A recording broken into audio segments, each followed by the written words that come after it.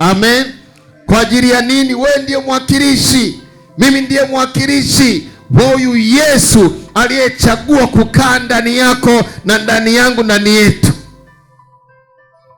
Jamani, unaona uzuri wa kuona huyu Yesu. Haleluya. Kwamba tupo hai kwa ajili yake, nafsi zetu zipo hai kwa ajili yake yeye. Nini alichotupa?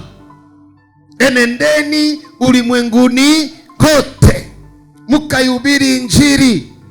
Sasa mimi ndiye nayehubiri na wengine nahubiri wako hapa. Sasa nasema wataendaje wasipopelekwa?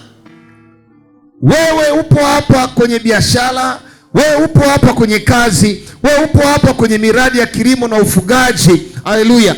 Unahusika kuinua miguu ya mtumishi wa Mungu, watumishi wa Mungu, kuipeleka habari njema.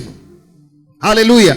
Ndio maana kazi unayofanya unafanya kwa ajili yake yeye. Nafsi yako ipo hai, biashara yako nayo itakuwa hai. Haleluya. Nafsi yako ikiwa hai kwa ajili yake yeye, hata kazi yako pia itakuwa hai kwa ajili yake yeye. Amen.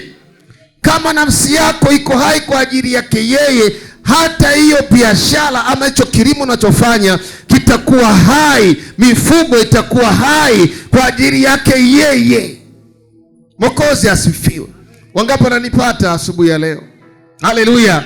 Yesu amefufuka.